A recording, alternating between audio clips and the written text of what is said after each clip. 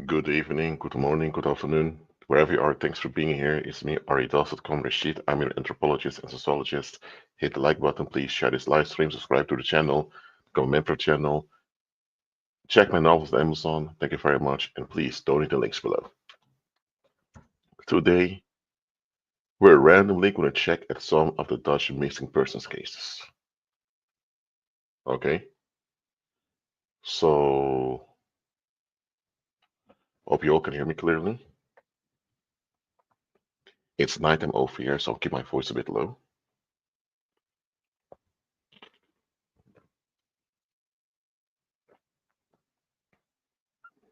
Okay, let me see.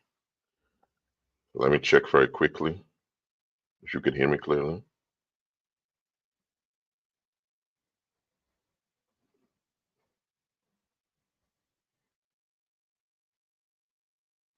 Okay, let me. Good afternoon, wherever you are. Thanks for being. Yeah, okay. I just checked. You should be able to hear me perfectly fine. So let's share the screen, shall we? Share screen.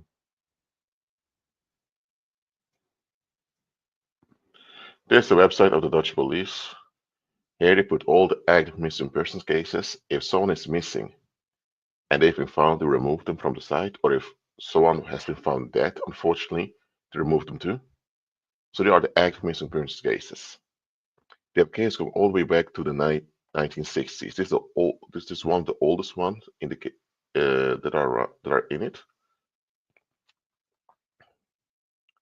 Thing is with the missing persons case is the longest one is missing, the less likely it is will have been found alive and well.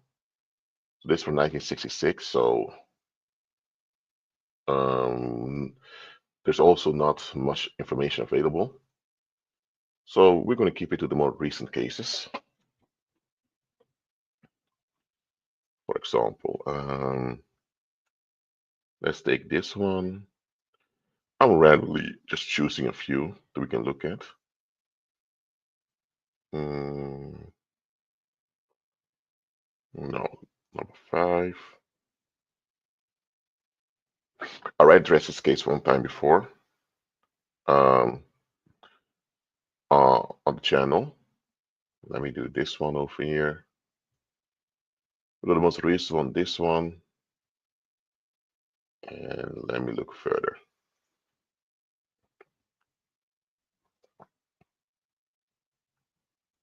Maybe we can do this one also. All right. Okay, about missing persons cases, one thing you need to understand. No human being just disappears like that. If an adult wanted to escape the current life and start over somewhere else, there have been signs that they were tired of the current life and they wanted to leave. And you don't just leave one day out of the blue. You prepare to leave. Because you have to go somewhere. And you leave traces behind. Another thing about missing persons cases is that you need to understand the following. Some people are missed, some are not. Don't always assume when someone is missing that people actually want to find them. Sometimes they're reported missing so that the people are in the environment don't look guilty. Because if someone has been gone for a while, nobody reports them missing, and later the police finds out they've been missing for a while, the police will ask, why didn't you report it? No, we're not going to randomly speculate about missing persons cases. I'm just telling you. Just because someone is reported missing doesn't mean automatically that people should want them back. Okay, now, of course, there are times friends and family are totally worried and they want to find individuals, so they make a police report and eventually they broadcast it.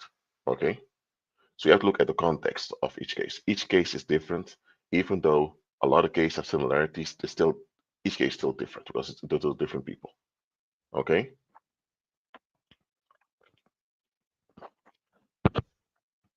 let's go to this guy. This guy, his missing persons case kind of creeped me out. Arjen Kemphuis, and he went on a vacation in Norway, and he is supposed to be back in the Netherlands on the 22nd of August of 2018. He left on the 8th of August and he disappeared. Okay, but this guy, um, okay, let's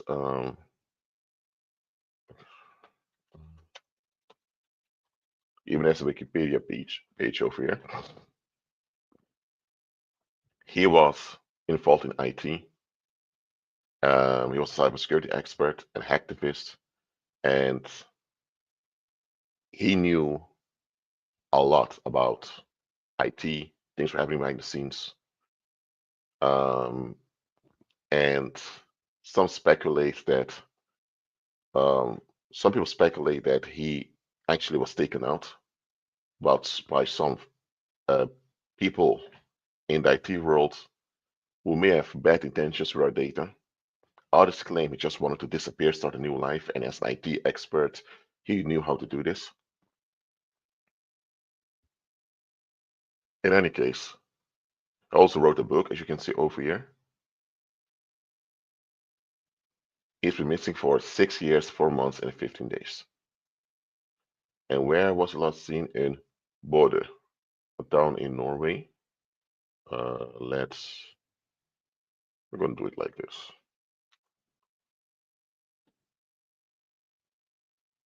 Thank God Google Maps doesn't point out my address anymore. Praise the Lord.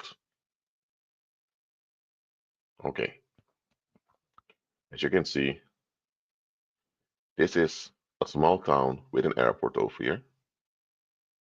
Well, town is kind of more like a small city. And there's a port over here too. I share 2 ports. And here was a lost scene. Something had an accident while he was, going on the water over here with a small boat. But I forgot how to call those things in English.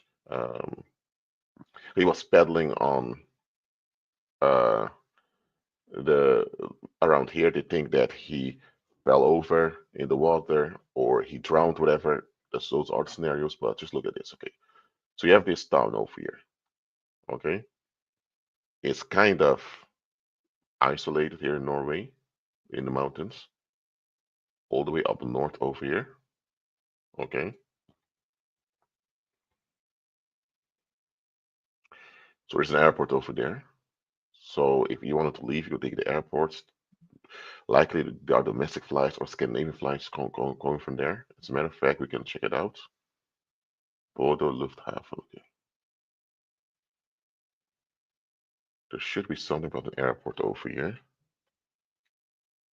Or maybe it's a military airport, I don't know.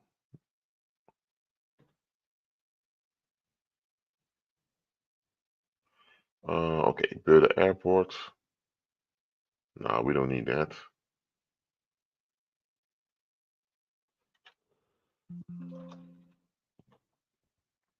2, 3.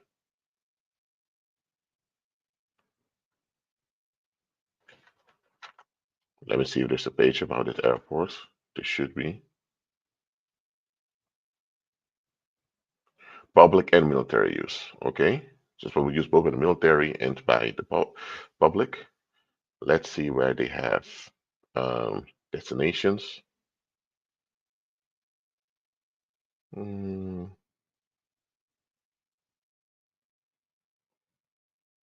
Oh, soon it's going to be one to Stockholm too.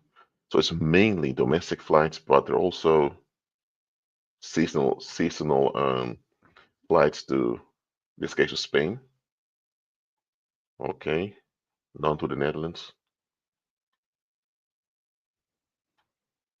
There's some accents over there. Okay. What I'm showing you here is that when we deal with a missing persons case, you can't just look at all the individual. Yes, individual is the main topic. He or she went missing, but you need to look at the whole location. What's in the location? I mean, this place, even though it may appear it's kind of a bit isolated geographically within nature, logistically it's not that isolated because of the airport, the seaports over here. If this is there a railway over there? Let me look. No, I don't see a railway over here. Okay, what's the biggest nearest city over here? Let me look. Trondheim. Let's go from Hurdle to Trondheim. Let's see how long it will take.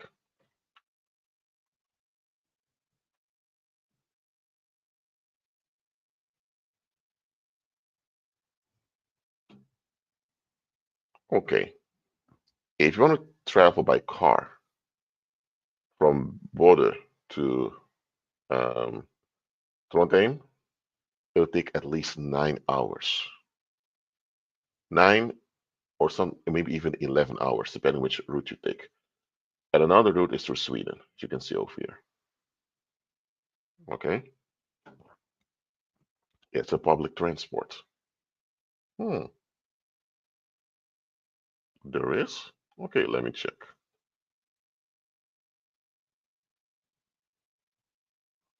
Oh, you have to take a ferry. You need either take a ferry, okay. What's the other thing you can take?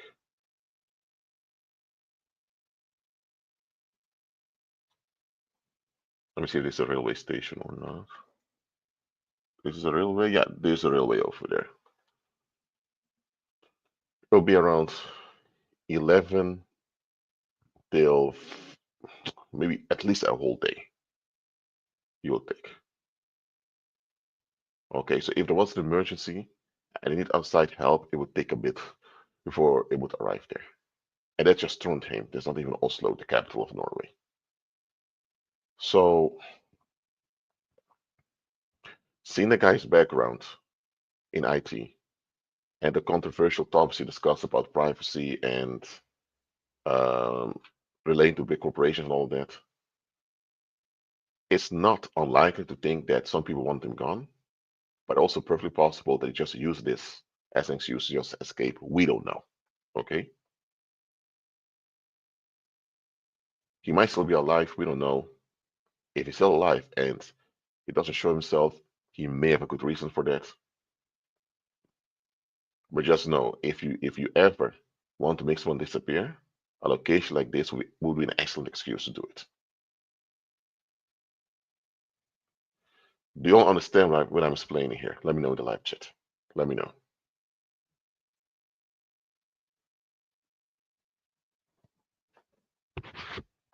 There are a few more people here in the in the stream.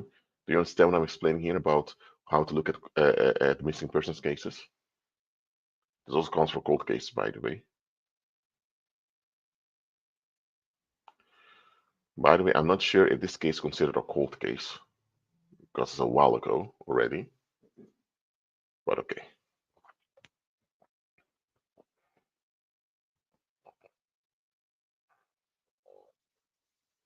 Is there an English version of the site? Okay, here's the English version, my bad. You bought a folding kayak, okay. So, good. Let's look at another case. There's another Dutch individual who went missing abroad. Sophia Kutsir. She went missing in Uganda. Okay. There were some people claiming she had mental health issues while she was there, and she may have to run off or whatever.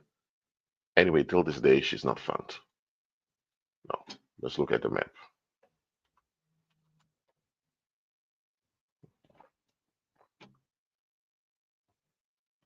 Okay, this is a national park where she went missing. As you can see, it's kind of a big place. It's an enormous place, by the way. Uganda. And there are not many cities or locations over here.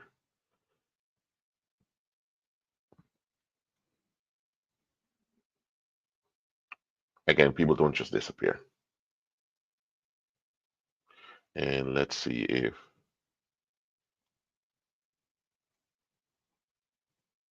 She would be 31 years now if she's still alive. We don't know yet. Okay,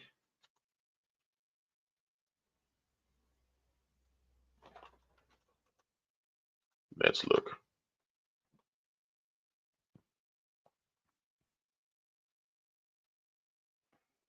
There's a whole website here about Van Sofia. Let's go to the English version. Testimonies from friends over here. Multiple friends make testimonies about her. And they talk about her in the present tense because they assume she's still alive.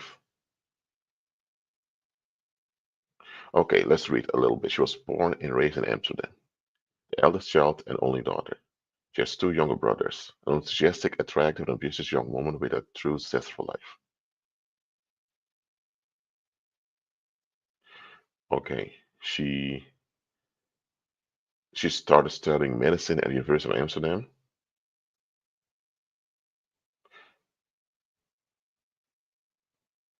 Oh, she got a bachelor's degree in studying medicine. She didn't want to continue master's immediately. She wanted to take a gap year because she thought, well, after my master, I can't do it anymore. So she thought, I'll finish a master and start working. So she decided to do a gap year. She went to an international organization. She got an 8-week internship in hospital in Kampala, Uganda. So, okay, let's do Kampala, Uganda.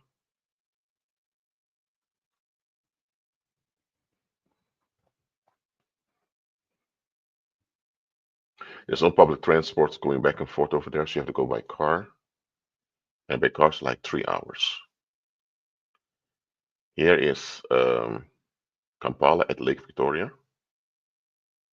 And the national park is right here. So a 3 hour ride. And the other lakes around too. Lake Kyoga, Lake Albert.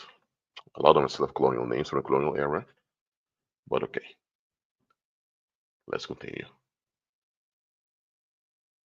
Because she planned to study tropical medicine after her master's. Okay. On August 30th, she leaves for Uganda. She lives in an I okay student house together with some other Dutch students and young Ugandans. Okay, she was there with other Dutch people. Every week she sends us an extensive account of her adventures, her impressions, the excursions she makes, but especially talks about her work in the hospital. She learns a great deal and enjoys herself enormously. The people, the culture, the way of life, she loves it. She makes a real effort to pick up the local language, Luganda. Her stay in Uganda clearly strikes a chord in her. In fact, she isn't quite ready to return home to Amsterdam, as she tells various friends at home. Okay, interesting detail. Besides school and studying, Sophia always has a job. She likes children and does a lot of babysitting. In her 6 years at secondary school, she also delivers brochures in the neighborhood. When she starts at university, she works in the restaurants for a while, and from her second year, works as a part-time worker in home care. And she enjoys that. Sophia likes that people be useful. So she was a young woman that often worked. She didn't wait for things to happen for her. She actually made effort to make things work as far as she could. Okay, she's very open, social open, makes contact with everyone effortlessly, and has a lot of friends. Sophia is creative. She writes, draws, plays piano, likes acting and dancing. She went to the Amsterdam Youth Theatre School for a number of years. She is also a sporty person, played basketball and hockey, runs through the Vondelpark, and was a member of the Dutch student rowing club Nereus for several years. So an active young woman with a social network. Okay, all right. Let's go back over here. Oh, English, my bad. Let's go to English. Weird that the Dutch police didn't put more information over here, but anyway, you may have the reasons for it. Um, she went missing on the 28th of October 2015.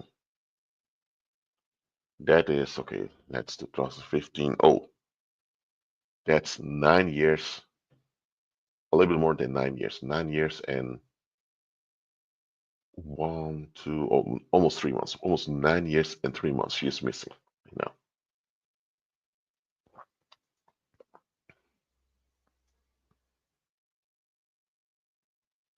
Hmm. Now, again, Uganda. Let's look up Uganda. One moment.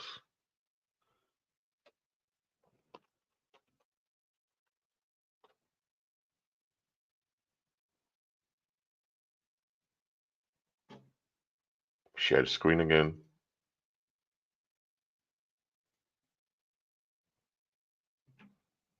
Okay, Uganda. Official Republic of Uganda is a landlocked country in East Africa. It is bordered to the east by Kenya, to the north by South Sudan, to the west by Democratic Republic of the Congo, to the south by Rwanda, and to the southwest by Rwanda, to the south by Tanzania. But in all that, when I look at government politics, they have a president, as a head of state, head of government.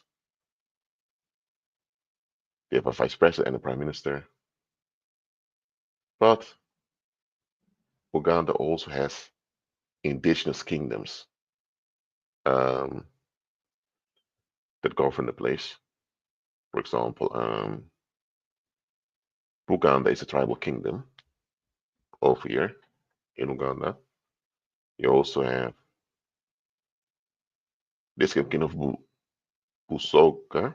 So you have they have kingship over there too. Very more traditional. Uganda is landlocked. There's no access to open sea, and um, it's considered a third world country, even though that's a Western term. So yeah, the country economically is not on the same level as the Netherlands, and there were local conflicts around also. So she went to a place that has its issues. Now, could it be that there were kidnappers over there who thought, hey, this is a attractive European woman. Her relatives may have cash over there in the Netherlands. Let's kidnap her and ask for ransom. That could be an option, but if that was the case, there would have been reports about it already. Could it be that she was sex trafficked, which also happens to foreigners? Go okay, but if that's the case, how come it's only her that was taken? I mean, why wait till she was all the way in a park over here? I mean, you would traffic people in urban areas where you have a lot of potential victims. Okay, so let's go over here. Let's go back. Okay, so we have a few people who one, two, three, one, two, three, four people, five people who gave testimonies about her. So she had a social network. People knew her. The fact that it's foundations or even here to find her means people really want her back. Now, let's go to background information about the disappearance over here. I know this live stream may be a bit boring, but hey, it's night over here, so I can't be talking loud. I thought let me just discuss some Dutch missing persons cases to teach you how to look at missing persons cases also. So let's go. Let's read. On August 3rd, 2015, the waves via off of Amsterdam Airport. Okay. Okay. Um, on October 22nd, 2015, Sophia says her goodbyes to all the people in the hospital. It is the last day for her internship. The next morning, she leaves for a round trip together with three friends. On Wednesday afternoon, October 28th, they arrive in Moertjen Falls National Park. Moertjen. After a boat trip on the Nile, yeah, remember the Nile has its origins all the way down here. Yep, the White Nile River over here, the Victoria Nile River over there too. But anyway, let's go back. Um, After both trip on the Nile, they arrive at their accommodation for the night, the Student Education Center, around 6 p.m. They unload the car, and Sophia announces she's going to the toilet, a separate building a little further away. Sometimes in these places, you have a separate toilet outside of the building. It's nothing unusual. You have it in Latin America too. This is the last time Sophia was seen. Her travel companions raised alarm, and within 15 minutes, a search party, including park rangers, is in place, without result. In the following days, police and park rangers search further, on land and in the river. Sophia is not found. On Friday morning, October 30th, 2015, I arrive at Moonshine Falls National Park and join her deeply shocked friends. Several hours later, people from the Dutch embassy in Kampala arrive. She went missing 28 and took 2 days for the embassy to be involved, even though it's just a 3.5 hour ride over there. Okay, she's an adult, but still, 2 days is a bit too. Okay, maybe so. Maybe I'm lack experience, but 2 days is a bit long. But okay, let's continue. They stay with me until my departure. Search are conducted by helicopter and on the ground, with local search dogs and a mixed group of police and park rangers. On November 4th, 2015, a Dutch police team arrives, equipped with a drone. Sophia is not found. The ultimate nightmare of every parent, wherever in the world, your child leaves on a boat on a trip abroad and does not return home. Brought reality day and night ever since. October 28th. We, her parents, brothers, family, and friends miss her terribly. Okay. They say as long as we receive no evidence to the contrary, we remain or believe she's alive. We must continue searching, do everything that is humanly possible to find our daughter. I support the parents and the family that are doing this. This is what you should be doing if a loved one goes missing. All that you could do, put cash and effort aside to find your loved one. I applaud her friends and family for doing this, absolutely. This shows that they're truly concerned. It really did something that this shows that this isn't a setup by the friends and family. Because sometimes when people go missing, it could be a setup because people want to get rid of them. Well, the actions here show otherwise. So ill fate befell her abroad, and I'm just saying it. I think that her missing is such a scandal that people there in Uganda don't want to talk about it. And let me tell you, there are people there in Uganda who know exactly what happened. Likely it's out of fear that they don't speak, but people know what happened. I'm telling you that. I've my I've my suspicion of what might have happened, but hey, because it's an ongoing investigation and the relatives are all still alive, suffering, I'm not going to just put the speculation out there. I'll keep it to myself for now, but let me tell you, people know what happened. This is just a cover up. Okay. Um, let's hope she gets found. Let's hope she's found as soon as possible. Alive. Okay.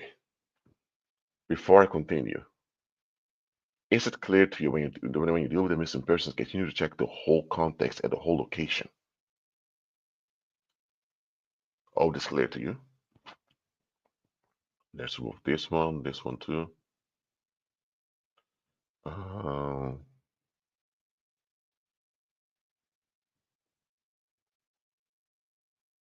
okay, this is a random case. Never heard this case before. Um, okay, missing from this place, Tavanissa.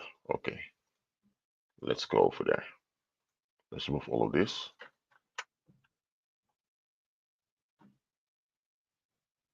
Hmm. There's like a small village over here, with farms all around it. They have a small port over here. There's a tiny stream. Oh, they're in Zeeland also. Okay. This is a province where you have people worshiping Neptune still. Okay. Um, the nearest biggest city is Bergen op Zoom. Okay, let's check this out.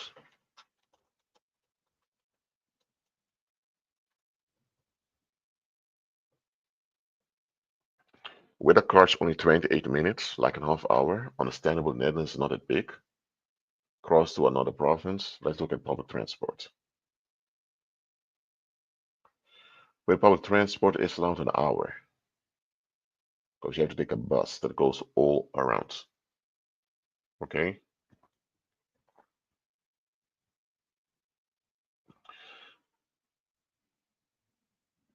Now look about this case.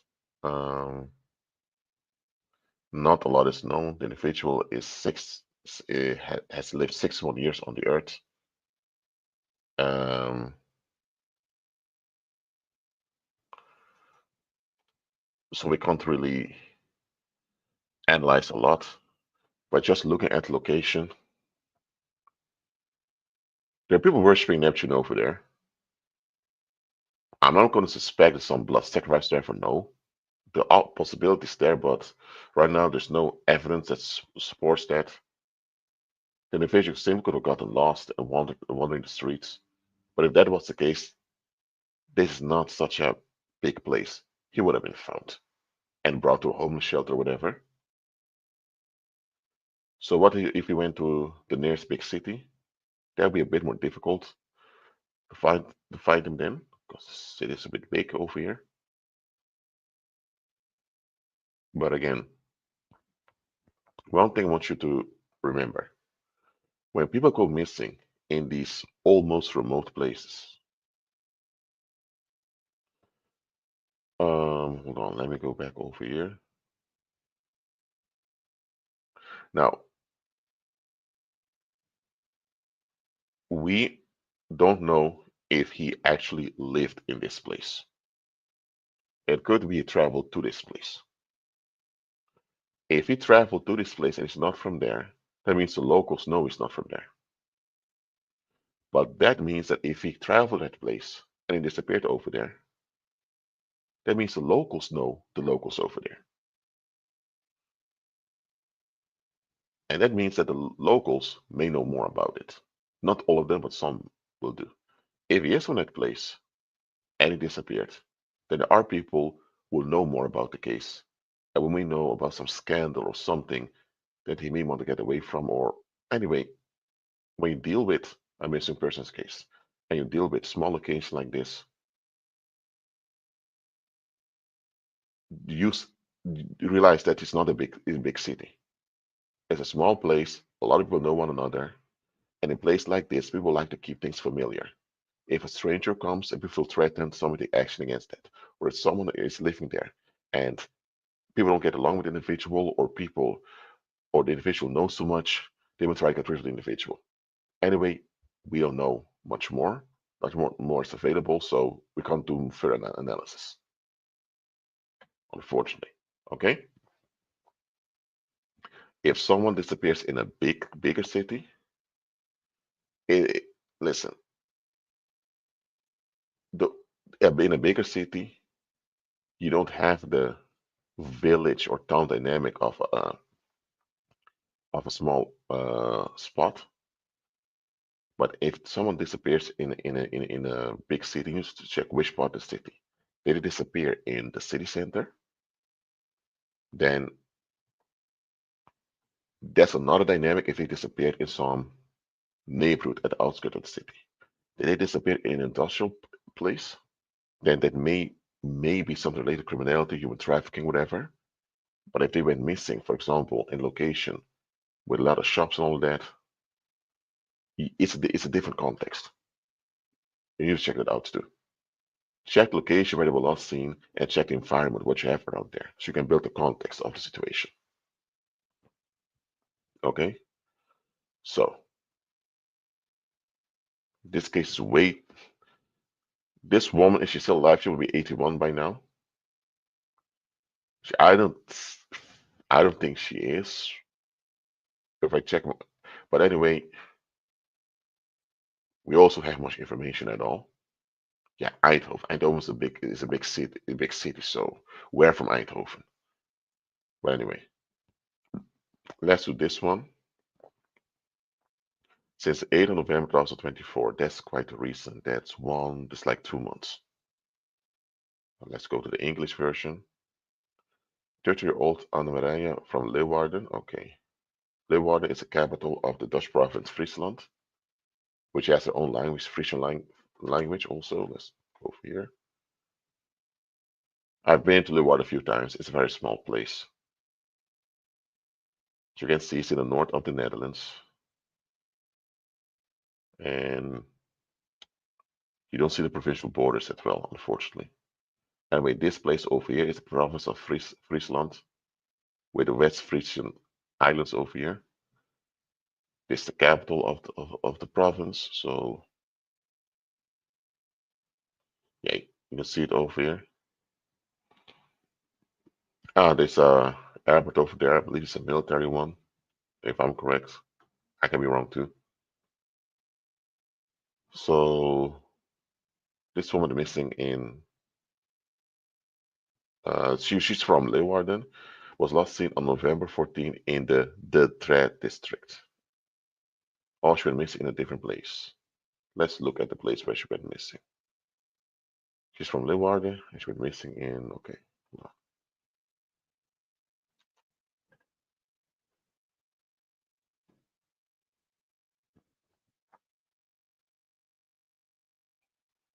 Drachten is a city where she went missing, and she's missing in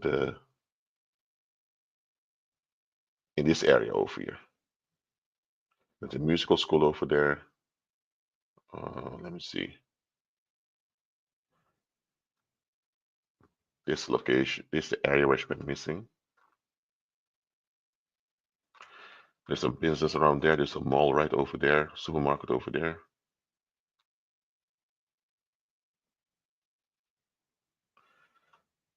School over here. And this is, am I right about it? Yeah, this industrial area over here. So she went missing a bit close industrial area. And for you, and to travel from Leeuwarden to this place, well, with public transport is around at least an hour, sometimes 2 hours even. Okay, so connection on that well. Okay, but if you go with a car, it's like 28 minutes and a half hour. Okay, if you go by bicycle, because a lot of people cycle in Netherlands, like 1.5 hours. Okay, not that far away from her. Only connection is not good with public transport. So okay, but okay. Oh no, this one. Okay, let's read. We're still looking for 30-year-old Anne-Maria from Leeuwarden who was last seen in the Detroit neighborhood of Drachten on November 14th. Since then, every trace of her has been missing. We're concerned about Anne-Maria's health. We currently have no idea where she may be staying. We have received and investigated several tips recently, but they have not yet led to anything concrete. She has been missing from the Wagnerstraat in Leeuwarden since November 8, 2024, and acquaintances may have seen her on November 14th in Drachten. But she was lost. So she was missing November 8th, and she was seen, let's see, 9, 10, 6 days later, like a week later, she was seen in Drachten, the place we just showed. She would also have been seen in Harlingen, according to the tips. Harlingen. There's been no contact between Anne and her family since she went missing. Her phone is off, and she probably has little or no money. Anne often used public transportation, but she may have also hitchhiked. It is not known what kind of clothes Maria was wearing at the time she left for one to Leeuwarden. We have know where Maria is. We have possibly seen her. Please let us know via the opsporing tip line. Okay. Okay. Another place is called Harlingen. She often used public transport. Now, as you see over here, okay, let's As you can see, the public transport from Leeuwarden to that place is a bit, you have to go do a whole detour. It's not the best way to travel this place.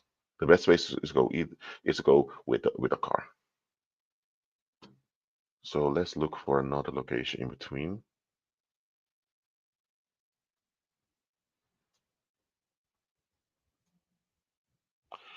Okay, let's look at, hold on guys. How do you add a location within this?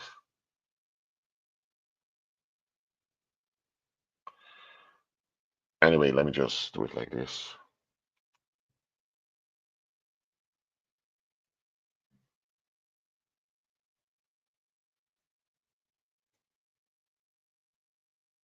Oh, Harlingen. So Harlingen is a small port town. You see the harbors over here at the end of a stream over here at the open sea. There's a ferry going to one of these islands over here. So Leeuwarden, Drachten over here, close to industrial area. And then she was likely also seen around here. If you go by public transport, this is a bit Drachten than this place. Let me look. Let's check it out.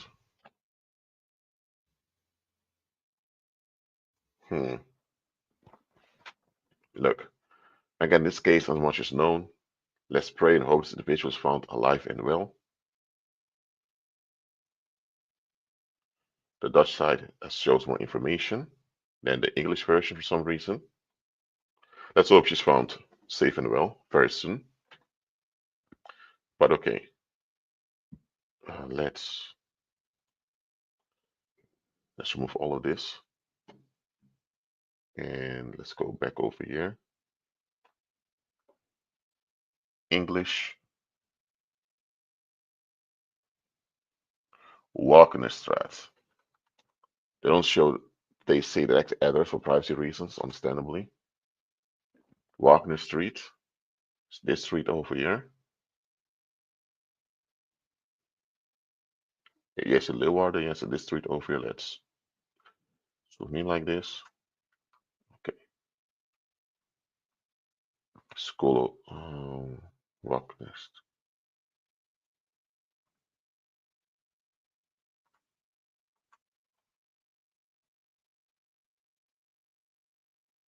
Whoa.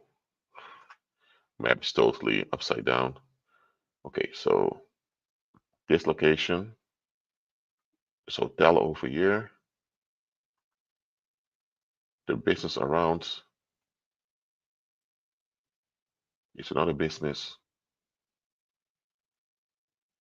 There are many residential areas around. A high school, close to a big road.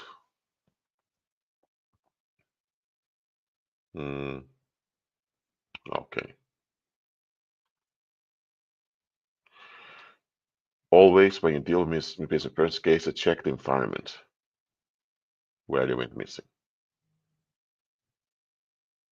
There can be clues in that too. Okay. Well, not much more can be found about this case. We don't even know her last name. It's not given.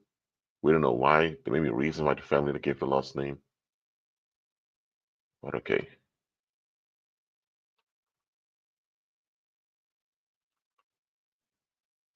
Someone with almost no cash hitchhiking.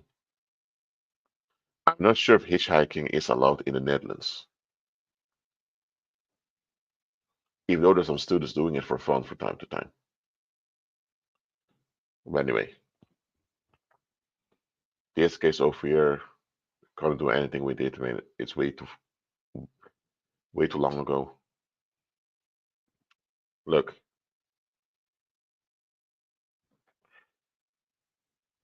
not everyone who goes missing It's because they were part of criminality or because they do something wrong. Some people go missing because they're actually a victim of a crime.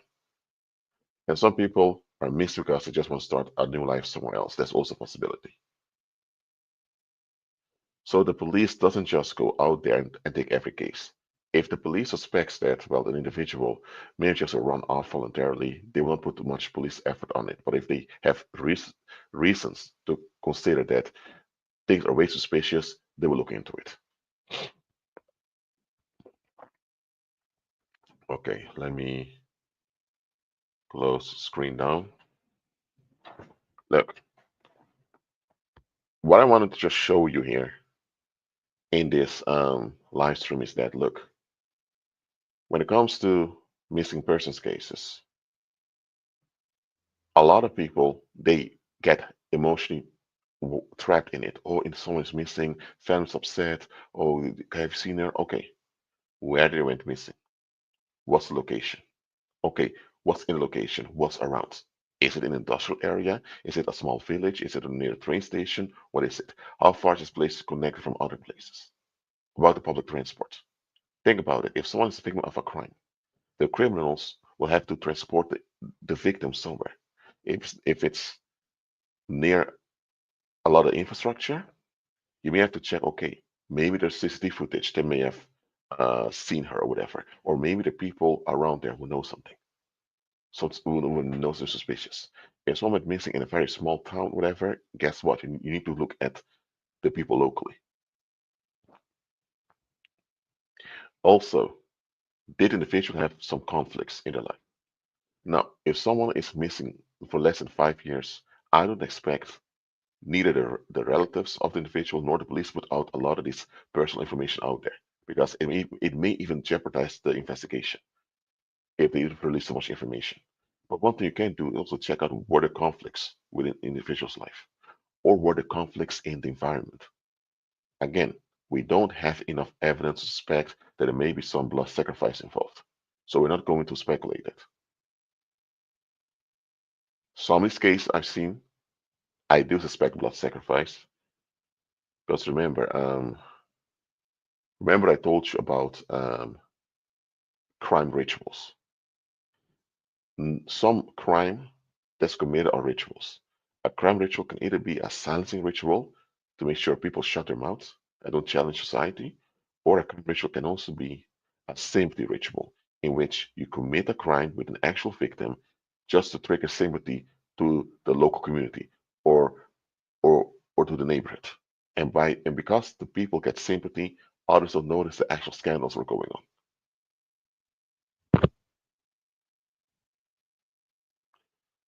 Did you all learn from this live stream? Let me know in the live chat. Let me know.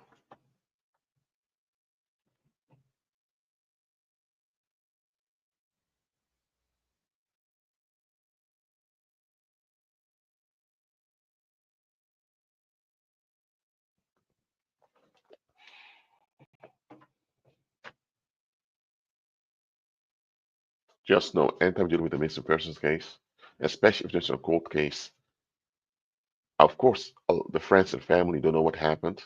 If they knew what happened, they wouldn't be so desperate to find information and to look for them. However, there are people who know what happened. When it comes to, I already explained this in another live stream of mine. You have random crime that happens, people just stealing a bike, or people just assaulting someone out of anger, or whatever. But you also have crime rituals. A crime ritual is done to trick the population, especially the men, into a pattern. Because evil spirits operate in patterns, and for them to have a hold over the human species, they want us in patterns also. So we need to remain in a fear state. So crime rituals are done to trap the population, especially the men, in a fear state. In most cases, crime rituals are all about putting the men locally in fear. Because when men emit fear out of the energy field, it's like a huge power source for evil spirits. And evil spirits hate women anyway, so they don't bother much with women in this regard, unless they can use the women to get supply out of the human males. But anyway, in a crime ritual, you do the crime. There's an actual victim, and you make sure it's broadcasted so that it has an effect on the public. A crime ritual can be a silencing ritual to make people shut up and not question society, and because that everyone has societal ease, which worldlings often long for, or a crime ritual is a safety ritual in which there's a scandal going on locally that people don't want to face, and to distract attention away from the scandal, you have some cults, some satanic cults committed a crime to trigger sympathy for the local population, and because there's sympathy now, nobody wants to hear about any scandal because, hey, someone is missing, someone was killed, whatever. Is this all clear to you? Let me know in the live chat.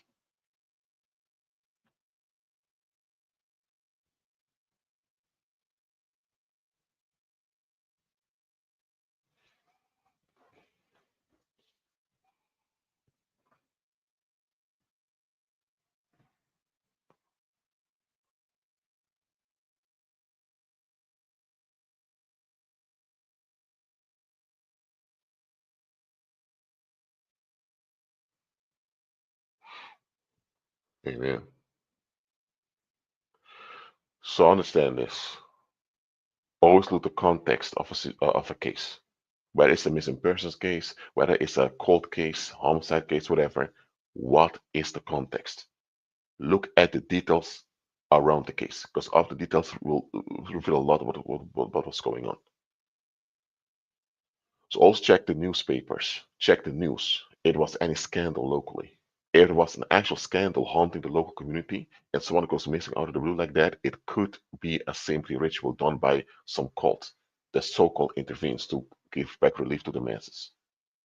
Or if someone was aware of some of the stuff that they were not supposed to be aware of, it could be a silencing ritual too. In any case, that's how you look into these cases. I'm not telling you to play detective and put yourself at risk investigating cases. Don't do that. I'm just telling you, if you wish to look into things like this is how you do it. Just stay safe. Don't unnecessarily put yourself at risk. And if you have no, and let me see, are there any questions about this topic? Please let me know. Please let me know, please. Are there any questions about this topic? Please let me know in the live chat.